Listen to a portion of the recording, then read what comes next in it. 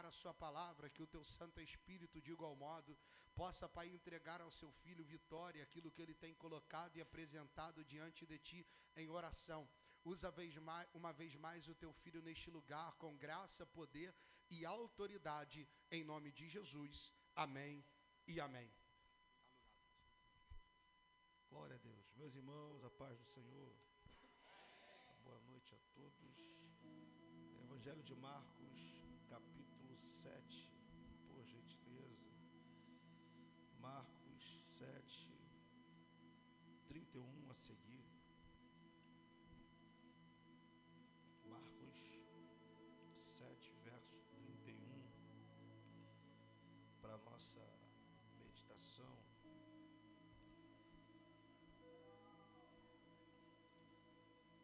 Marcos 7, verso 31,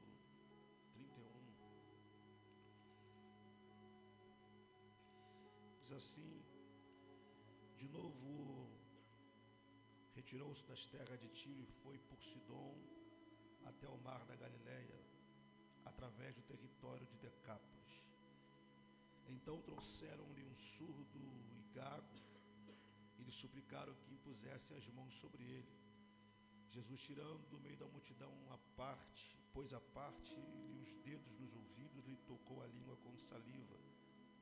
E depois, erguendo os olhos aos céus, suspirou e disse: Efatá, que quer dizer abra-te. Abriram-se-lhe os ouvidos e logo lhe soltou o empecilho da língua e falava desembaraçadamente, mas lhes ordenou que a ninguém a dissesse. Contudo, quanto mais o recomendava, tanto mais eles o divulgavam. Maravilhavam-se sobremaneira, dizendo: tudo ele tem feito esplendidamente bem. Não somente faz ouvir os surdos, como também falar os mudos.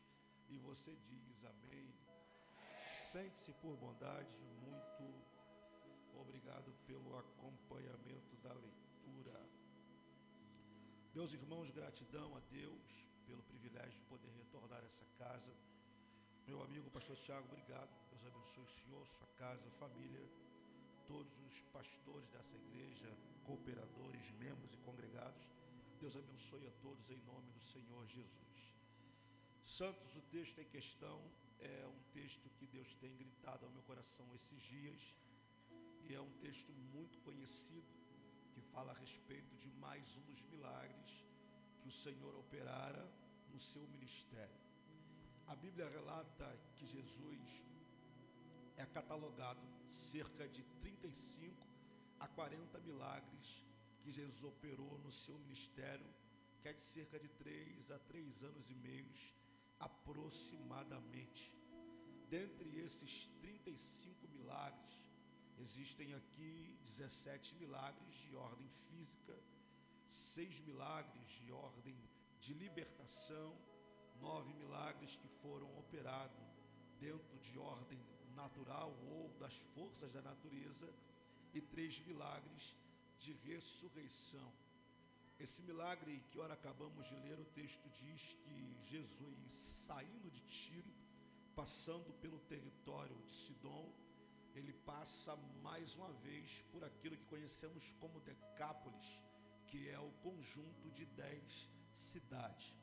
Essas 10 cidades, segundo a história, foram conquistadas por Alexandre o Grande, e é nesse processo que Jesus está passando, nesse período que Jesus passa por entre essa cidade, ou conjunto de 10 cidades.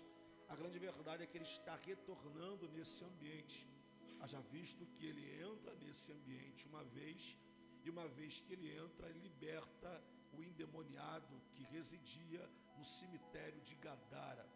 O texto diz que Jesus, o libertando, ao chegar na praia, esse que andava entre os sepulcros, se ferindo com pedras, gritando, e o texto diz que tentaram por diversas vezes amarrá-lo ou prendê-lo com correntes, mas ele arrebentava as mesmas.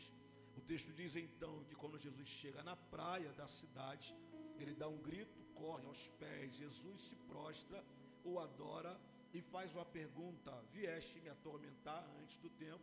Jesus expele aqueles demônios, ou aquela legião de demônios que estava sobre esse homem, e eles vão para a manada de porcos, como diz o texto, os mesmos se precipitam, caindo no despenhadeiro.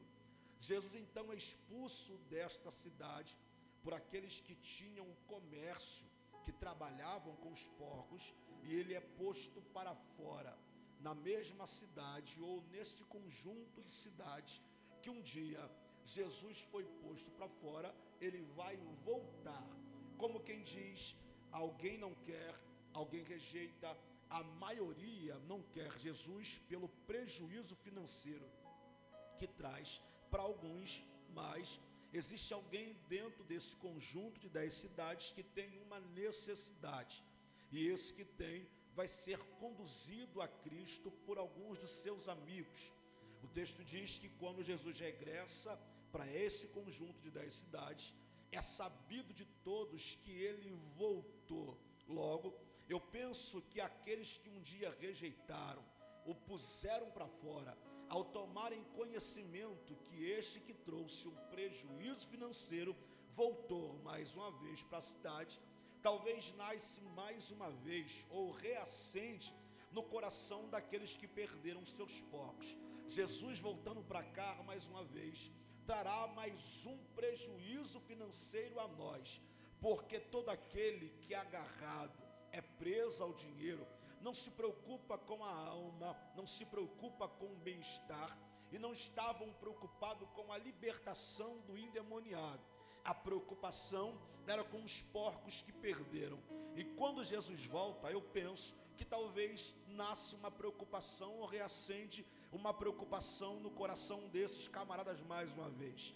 Só que também de contrapartida, enquanto tem a maioria talvez que se preocupa com as finanças, existe a minoria que se preocupa com a alma, com a libertação de alguém, com o desprendimento de alguém que está preso em cadeias espirituais, físicas, cadeias que trazem desconforto para a alma, desconforto familiar. E esses então vão conduzir esse camarada até Jesus. Levando até Jesus, o texto diz que agora se encaixa naquilo que nós conhecemos e é catalogado como os 17 milagres de ordem física, ou seja, operado no corpo do ser humano. E entre esses milagres, quando vão levar Jesus até ele, eu amo a escrita de Marcos, porque Marcos diz que vão levar Jesus, eles fazem um pedido, e o pedido é: Senhor, imponha-lhes as mãos para que possa curar. É convencional, era normal, toda vez que alguém levava um enfermo a Jesus, que Jesus colocasse as mãos para que pudesse operar a cura. Porém, o texto diz que Jesus não faz aquilo que lhe pedem.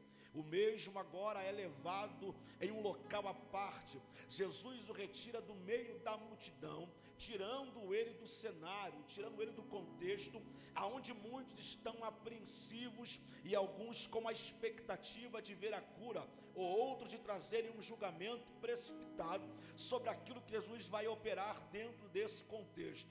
Jesus separando esse moço, que segundo diz a Bíblia, algumas traduções diz que ele é gago, mas no original diz que além de ser surdo, ele também é mudo.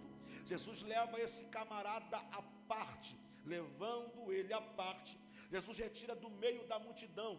Isso aqui já começa a mexer com o entendimento daqueles que observam o tratamento de Jesus. O porquê o milagre não é feito no meio de todos, o porquê esta operação, esse milagre, não é realizado mediante a todos que estão ali observando. Jesus o retira do meio da multidão, porque existem situações que vão ser tratadas no secreto, no oculto, sem que ninguém saiba. Muitos vão saber, muitos tomarão conhecimento, mas observar ou participar, existem milagres que Deus não vai deixar que pessoas vejam, participem, mas saber, todos saberão. Jesus o conduz para distante da multidão. Isso aqui me dá base para pensar e entender que nem sempre o céu vai operar em nós de modo convencional ou da forma que estamos acostumados. Haja visto que Ele é Deus, Ele é Senhor. Ele não tem que prestar conta a ninguém de como fazer, de como operar, de como abrir, de como fechar, de como fazer acontecer. Ele é Deus. Nós que estamos mal acostumados em dizer: Senhor, faz assim, opera assim, abre aqui, fecha aqui, cura aqui, liberta aqui. Só que Deus tem as suas maneiras e os seus modos de trabalhar.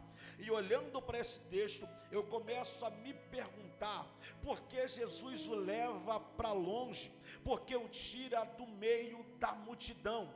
Por que não operar mediante a todos, ou a visão de todos, para que todos contemplem?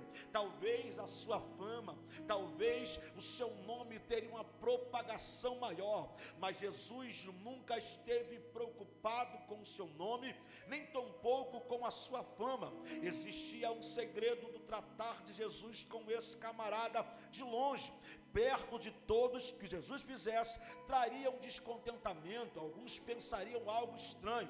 Por que isso? Jesus o tira do meio da multidão, e ao levar para longe, é como se Jesus dissesse para esse cara nas entrelinhas: eu vou operar na sua história, na sua vida, e ninguém vai ver. Isso aqui já mexe com a minha cabeça, porque todos nós queremos que todos saibam do que o céu está fazendo em nós, mas existem momentos que Deus vai nos esconder, Deus vai nos ocultar, Deus nos levará a situações reclusas, aonde ninguém nos encontrará.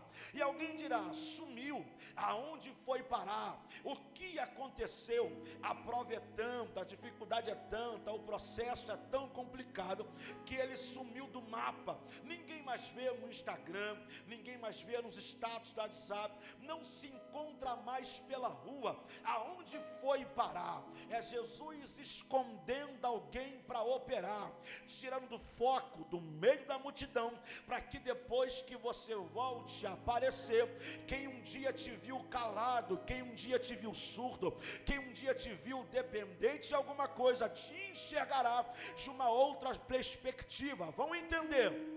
Sumiu, mas quando retornou, já retornou totalmente diferente. Existe aqui algo muito interessante a ser levado para longe. O texto diz que Jesus não opera de modo convencional. Ele primeiro toca nos ouvidos do moço, como quem diz: algo precisa acontecer. A primeira porta que Jesus vai abrir é a porta da audição. Haja visto que Romanos 10:17 diz que a fé vem pelo ouvir. Se não ouve, não tem fé. Se não ouve, não tem como a vida mudar. Se não ouve, não tem como aprender. Se não ouve, a palavra não entra. Se não ouve, não acredita. Se não ouve, o que pode trazer mudança? É por isso que Jesus primeiro precisa abrir a porta da audição desse camarada aqui, tocando-lhe os ouvidos. Ele poderia somente dizer: abra os seus ouvidos, ou liberar uma palavra, uma voz de comando, e a audição voltaria. Mas aqui Jesus vai tocar na fonte do problema. Eu não sei se você vai entender isso aqui, mas o céu vai ocultar algumas pessoas para tocar em situações que, se tocassem às claras ou mediante a visão de todos, traria perplexidade aos olhos de alguns. Jesus toca na audição, colocando os dedos nos ouvidos do camarada. Primeira porta que ele abre, para que ele pudesse ouvir, para que ele pudesse entender. Depois que Jesus toca na audição, Jesus, diz o texto, que vai pegar a sua própria saliva e vai colocar da sua saliva na língua desse camarada. Parece estranho, nojento, esquisito.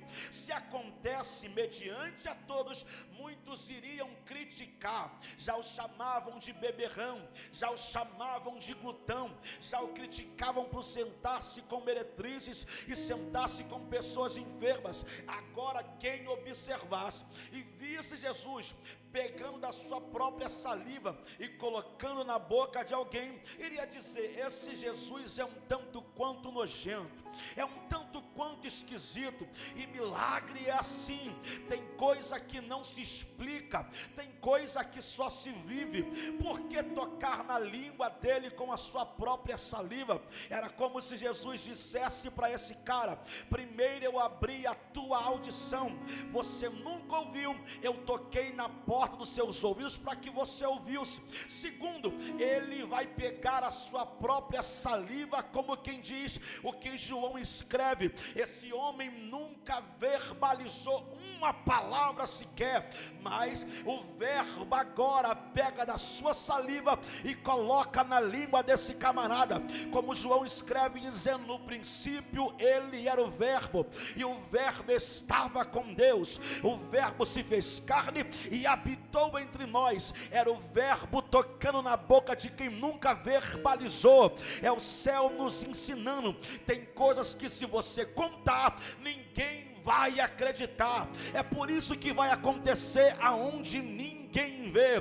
Tem milagres que vão parecer estranho, tem milagres que vão parecer esquisito. Vai ter coisa que se você contar, alguém vai dizer: poderia acontecer de forma convencional. O porquê aconteceu desse jeito, eu não sei você. Eu não estou preocupado com a forma que a porta vai abrir, eu quero que a porta abra. Eu não estou preocupado de modo convencional que aconteça, eu quero que aconteça. Aí o céu te trouxe nesse culto para dizer: eu vou te ocultar para que ninguém critique o teu milagre. E não precisa contar para ninguém como foi que aconteceu, porque tem gente que vai duvidar do jeito que eu vou fazer, tem gente que vai criticar o jeito que eu vou fazer, tem gente que não vai acreditar no jeito que eu vou fazer, porque tem coisas que o céu fará, que a gente, se colocar a mão da consciência, nós mesmos diremos: isso é loucura, não era para acontecer assim. Tinha tanta coisa para fazer, tanto meio para Jesus fazer. O porquê desse caminho, o porquê dessa estrada, o porquê que aconteceu assim. Nunca pergunte o porquê, nunca tente entender o milagre, só viva, se alegre com o céu está fazendo na tua história, porque Deus me trouxe aqui para liberar para alguém. Vai ter milagres que vão parecer loucura, tem coisas que vão parecer, pastor Jefferson, é esquisito, eu sei, não é convencional, não é natural, mas assim diz Deus nessa noite: eu farei coisas estranhas aos olhos de muita gente. Quem não vê não vai entender, mas todo mundo vai tomar ciência que a mão de Deus tocou na tua história e o milagre aconteceu. Pergunte para alguém: você está preparado? Melhor isso, diga: você está preparado? Diga: vai parecer esquisito. Diga: vai ter milagre que vai ser estranho. Se você contar, vão te chamar de esquisito. Se você chamar, vão te chamar de nojento. Se você contar, vão duvidar, vão rir de você. Mas depois que o milagre acontecer, aleluia, se você contar, alguém vai dizer: o porquê que não aconteceu igual aconteceu com o pastor, o porquê que na tua história foi diferente. Não me pergunte o porquê, ou se alegra comigo, ou sai de perto de mim, mas que eu vou viver o milagre, eu vou viver. Não importa como, mas vai acontecer. O problema é, nós somos questionadores. Senhor, mas poderia ser dessa forma, poderia ser aquela porta. O Senhor poderia usar alguém para falar desse jeito. E o céu nos trouxe aqui para dizer: nunca questione os métodos, só se alegre com os resultados. Nunca questione a forma com que acontece, só dê glória a Deus porque a porta abriu. Nunca questione, mas foi alguém que indicou, foi alguém que ligou, foi alguém que abriu. Não era para ser assim: ou você vive ou você abre mão. Eu não sei você, mas eu vou viver. Eu quero experimentar o que Deus tem para a minha história, aleluia. E eu vim dizer para alguém: os modos não vão trazer alegria ao coração de alguém. Vai ter gente que vai dizer: você sofreu muito para acontecer, Ele te tirou do meio de todo mundo para acontecer, Ele te levou para longe para acontecer, foi esquisito o jeito que aconteceu, mas e daí? O importante é que aconteceu, o importante é que a porta abriu, o importante é que Ele fez. Jesus tocou os seus ouvidos. Primeira porta que se abre. Segundo, com saliva Ele toca na língua desse camarada, ainda com os dedos nos ouvidos. O texto diz que ele ergue os olhos para os céus e suspira dizendo: Efatá. Jesus não grita, Ele suspira dizendo: Efatá. Por que Jesus não grita? Esse moço tinha acabado de ter a sua audição aberta, ainda está com seus ouvidos sensíveis, então ele só suspira: Efatá. Pensamento meu, isso aqui dá para aplicar sem ferir a exegese do texto. Qual é a primeira palavra que esse cara aprende? Porque eu já havia abrido, Jesus já havia aberto a sua audição. Então ele ouve a primeira palavra: Efatá. Todo mundo aqui, alguém que é pai ou mãe, vai entender a minha fala. Hoje eu sou avô de 2 netinhos, e eu me lembro quando a minha filha nasceu, a primeira palavra que ela aprendeu: papai. E a mãe dizia: fala mamãe. E a Lohane: papai. Fala mamãe, papai. Fala mamãe, papai. De tanto insistir, depois de muito tempo, ela aprendeu a falar mamãe. Mas a primeira palavra que ela aprendeu era a palavra que ela mais repetia. A primeira palavra que esse cara aprende: Efatá. Sabe o que esse texto me ensina? Nós precisamos repetir aquilo que a gente aprende. Esse cara aprendeu Efatá. Pensamento meu, ele sai de perto de Jesus. Alguém lhe pergunta: o que aconteceu? Ele não sabe falar, ele só fala Efatá. Está vendo a prova? E o vento? Efatá. Brasil em crise, não é tempo de abrir nada. Efatá. A sua vida está complicada, e ele responde: Efatá. Quem aprendeu da boca de Jesus a palavra de comando para ter a vida aberta, não quer falar outra coisa. Esse cara aqui me ensina, independente do que eu ouço nos telejornais, nos noticiários, eu vou gritar Efatá. Porque Efatá não é a palavra comum. Efatá é uma voz de comando nas regiões celestiais. Quando Jesus disse Efatá, a sua trava da língua soltou. Ele já tinha ouvido, agora está verbalizando Efatá. A torta é a direita, como quem diz: eu aprendi e vou voltar para casa hoje dizendo: eu vou chegar em casa. Eu não sei você, mas mediante a luta, a prova, pode estar tudo de cabeça para baixo lá. Ao pisar em casa, eu abro a porta e digo Efatá. Se você tiver fé para acreditar nessa noite, nessa palavra, independente do que dizem para você, ou da mensagem que você receba, alguém diz: já estourou a fatura do cartão, a conta está alta, e você dirá Efatá, Efatá, Efatá. Independente do tempo em que eu tenho vivido, a minha palavra de comando para alguém nessa noite, diz Deus, é Efatá.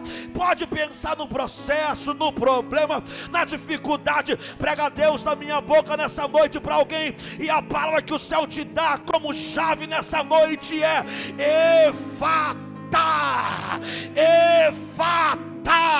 Eu não sei se você acredita nessa noite, mas o céu nos trouxe para dizer: não tem porta fechada que consiga ficar fechada diante de um comando que o céu deu. A palavra é Efatá. O que está fechado, assim diz Deus nessa noite, estou abrindo para a glorificação do nome do Senhor. Eu estou abrindo portas aonde nem parede tem, através do Efatá. Sabe o que esse cara me ensina? Ele ouve Jesus, A primeira palavra aprendida é efatá. Diga para alguém, efatá. Diga, não é somente uma palavra. Diga, uma voz de comando. Diga, uma chave espiritual. Diga para ele, você abre o que você quiser. Diga para ele, pense no que está difícil, na porta fechada, no processo impossível, e verbalize hoje, efatá. Não, o pastor pegou, você dormiu, verbalize hoje, efatá. Enquanto você suspira aqui, Deus abre portas lá. E que palavras nessa noite, liberadas nessa noite, nesse ambiente, estão virando os decretos na tua história, na tua vida. Eu não sei se você tem fé para acreditar, mas depois desse culto, assim diz Deus, as portas estão se abrindo para a tua casa, para a tua história. O telefone toca, a mensagem chega, vai chegar no e-mail a resposta. O que está fechado está abrindo. A causa difícil, impossível, assim diz o Senhor. Ele visita fora, pega o papel por baixo, coloca por cima da causa, ganha para você, efatá. Esse moço aqui, depois de aprender a falar efatá, eu penso, ele se soubesse cantar, ele cantaria igual Jordão. Eu preciso calar todas as vozes, menos a tua. Silenciar todas as vozes, menos a tua. Porque o que falam por aí pouco importa. O que importa é que eu ouvi do Senhor, efatá. Eu não vou ouvir as vozes da internet, eu não vou ouvir os profetas do caos, eu não vou ouvir os murmuradores. Eu preciso calar todas as vozes e ouvir somente a tua. E qual é a voz de Cristo nessa noite para a tua casa? Efatá, efatá. Levante a mão que eu senti liberdade para profetizar nessa noite. Assim diz Deus, debaixo da graça que está sobre esse ambiente, sobre esta casa, enquanto cultuamos aqui a palavra liberada nesse altar, e o que você verbaliza aqui está tomando curso na tua casa, andando pela tua rua, e o que está fechado Deus arranca, Deus tira as portas, Ele abre.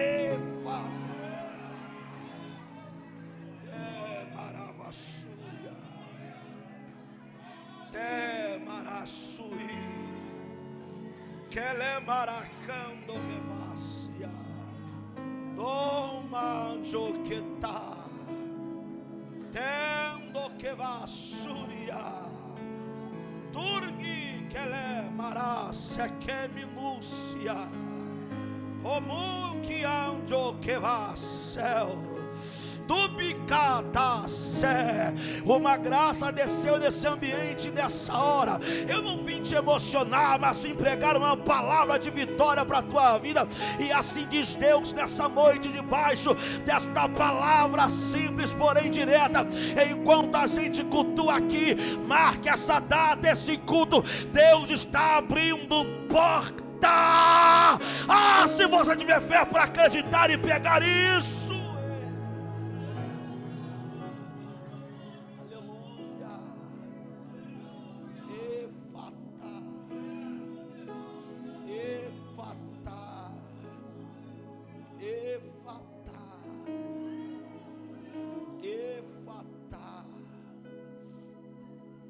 esse texto está ardendo na minha alma, e mediante os processos que eu vivo, você não sabe como eu cheguei nesse altar, mas é o que eu tenho gritado em casa: efatá,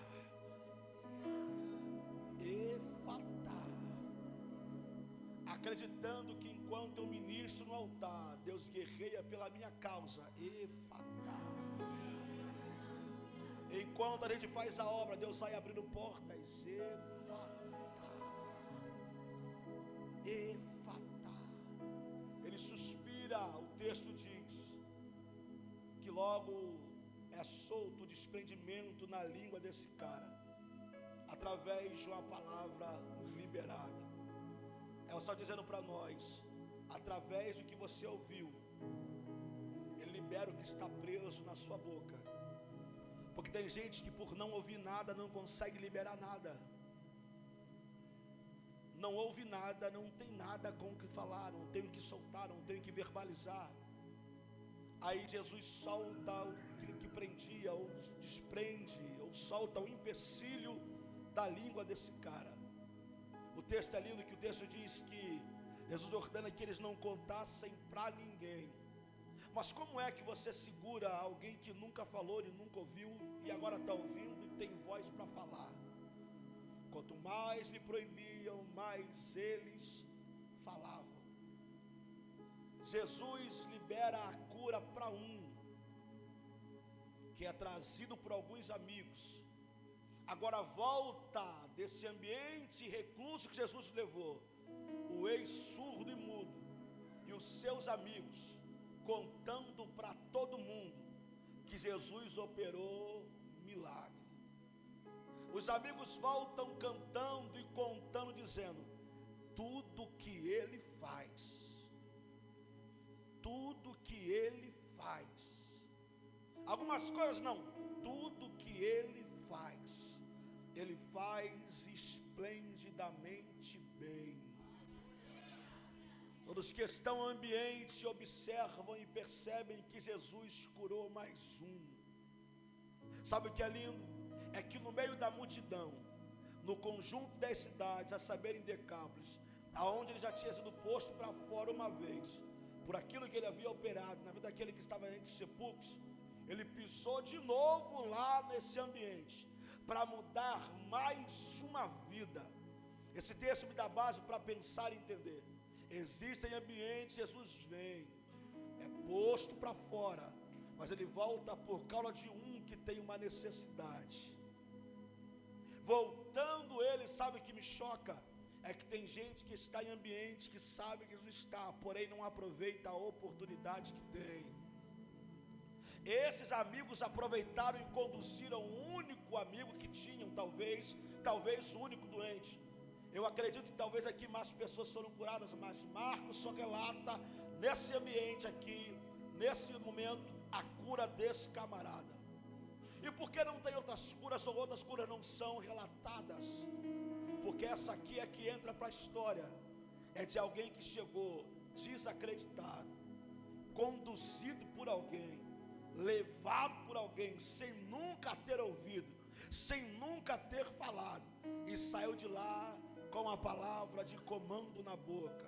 E todo mundo que esse cara encontra, ele só sabe falar o seguinte: abre. Efatá. Eu penso que por onde passa esse camarada, portas são abertas. E alguém pergunta: você só sabe falar isso? Só foi isso que ele aprendeu. Os amigos dizem: só foi isso que Jesus falou para ele. O que? Efatá. Fala outra coisa, ele não sabe, ele só sabe pedir para abrir. Fala outra coisa, ele não sabe falar mais nada, ele só sabe falar Efatá. Frasão, isso é loucura, parece loucura, mas é uma voz de comando que esse cara verbaliza o tempo todo. E tudo aquilo que eu lidero aqui tem peso das regiões celestiais, e uma palavra liberada pela boca de alguém que carrega o céu não tem principado, potestade, dominador da região celeste que consiga paralisar. Pode estar tudo trancado lá, se eu tiver fé para gritar, verbalizar ou só suspirar, os demônios vão sair de lá. Eu vim dizer para alguém debaixo desta palavra nessa noite que a tua casa será encontrada, curada, renovada, avivada pela voz que você liberar. Ao chegar em casa, não murmure, não reclame, não questione. Pode estar tudo de jeito ao contrário, a sua palavra vai ser Efatá. Aí o marido vai dizer: você está ficando doida, está ficando maluca. Jesus colocou um cântico novo nos meus lábios, e a palavra é abre, abre, abre, abre. E assim diz Deus nessa noite: ninguém vai conseguir suportar a voz de comando que Ele colocou na tua boca.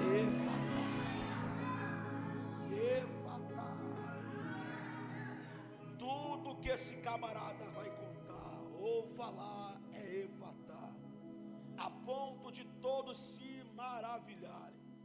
Sabe o que ali desse texto me ensina? O que o céu está fazendo em nós, por nós e através de nós, trará testemunho na boca de quem está ao nosso redor. E tem gente que vai dizer: sumiu de um jeito, voltou de outro. E tudo que o Deus dele faz, ele faz esplendidamente bem. Frazão, não peguei. Alguém pensou que você só viveria isso que está vivendo? Não. O que Deus faz, ele faz esplendidamente bem. Frazão, não peguei. Vai melhorar. Não vai ficar só por aí. Tem coisa boa para acontecer. Enquanto todo mundo que te cerca não disser o que Deus dele faz é bom, Deus não vai parar de agir ao teu favor. A palavra liberada para alguém é: a tua vizinhança vai ter que dizer: o que Deus faz é bom, o que Deus dele faz é bom, o que Deus dele faz é bom. Deus está usando a tua casa, a tua vida, a tua história como palco da manifestação do seu poder. Quem não entendia, criticava, meneava a tua casa, assim diz Deus, verá que o que ele faz é bom. Deus vai operar na tua cara de forma poderosa. E alguém vai dizer e vai ter que perceber, vai ter que dizer: o Deus dele faz de forma poderosa. Diga para alguém: se prepare. Diga para estar na boca do povo. Diga: mas não é fofoca. Diga: é até fofoca, mas é fofoca boa. Porque alguém vai dizer: o Deus dele faz coisa boa. O que o Deus dele faz é esplendidamente bom. Não vai ser coisa pouca, vai ser coisa grande. Não vai ser coisa fútil, vil, efêmera, transitória, não. Vai ser coisa esplêndida. Eu preciso liberar isso para alguém nessa noite. A tua casa não acaba desse jeito. A glória dessa última casa será maior do que a da primeira. Quem te viu para baixo, cabisbaixo, com cara de derrotado, assim diz Deus: eu mudo a tua história, eu entro para trazer mudança, a ponto de todos que te cercam dizer: aquilo que Deus faz na vida dele é bom. Deus coloca na tua casa uma unção poderosa para que todos percebam e vejam: o que ele faz é esplendidamente bom. Você vai viver um tempo novo, assim diz Deus. Um tempo poderoso. Um tempo de viver tempos de experiências novas em Deus. O que estava paralisado, Deus está soltando. As portas fechadas, Deus está abrindo, escancarando. E uma chave foi entregue hoje nas suas mãos. E se você quiser pegar, que pegue. Se não quiser, eu levo para minha casa.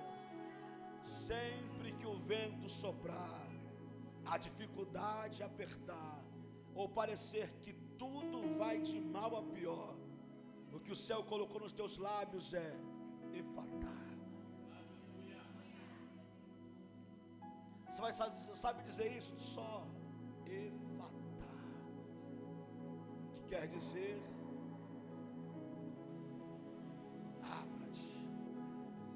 a vida desse camarada muda de forma poderosa. Ele tem aqui um 180, ele vai de um polo a outro polo, com a vida mudada. Porque Deus não entra na vida de ninguém para deixar do mesmo jeito. Se Deus te trouxe aqui, é para mudar a tua história, mudar a nossa história e fazer em nós tudo novo. Novo cântico, novas limas, novas vestes, tudo novo em nossa vida, assim o Senhor fará. Eu preciso, antes de entregar o microfone e encerrar o meu tempo, perguntar se existe alguém nessa noite que veio até esse ambiente, até essa cara de oração. E talvez você está afastado, desviado, ou num período aí longe dos caminhos do Senhor. E o céu hoje te trouxe aqui, te dando uma oportunidade de viver o novo de Deus, o novo em Deus, com portas abertas, com uma vida melhor, vivendo o tempo do efatá de Deus na sua história. Tem alguém para Jesus nessa noite? Alguém que queira reconciliar-se com o céu, aceitar a Jesus como único e suficiente Salvador da sua vida? Tem alguém para Jesus? Se tem, você se coloca de pé. Se coloque de pé, com a permissão do pastor. Você tem a oportunidade de vir ao altar, ou acenar com as suas mãos e dizer: eu quero Jesus, eu quero me reconciliar com Jesus, eu quero entregar a minha vida para Jesus. Eu entendo que o céu pode e quer mudar a tua história nessa noite. Basta você dar um passo para Jesus e deixar que Ele mude a tua história. Se você quiser, é hoje, esse é o teu dia, é a tua noite. Você tem a oportunidade de vir ao altar. Que o Senhor te abençoe. Enquanto o ministério de louvor louva o Senhor, você tem uma alma para Jesus aqui.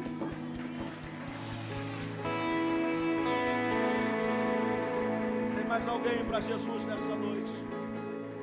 Que hoje queira viver o novo de Deus, um tempo novo de Deus e em Deus. Enquanto a gente ora, você tem a oportunidade de sair do seu lugar. O Senhor é poderoso. Nós te entregamos essa vida em tuas mãos e te pedimos: escreva o nome dela no livro da vida para que nunca saia de lá. Repreenda, Deus, os demônios roubadores de bênção. Repreenda, Senhor, as provas e as lutas, Senhor, que o diabo tenta lançar contra a sua vida. Você com ela acampa os seus anjos sobre ela, ao redor dela. Guarda, livra de todo mal. Nós como igreja abençoamos ela e profetizamos toda sorte de bênção em nome do Senhor Jesus. Se você puder aplaudir ao Senhor, Deus abençoe.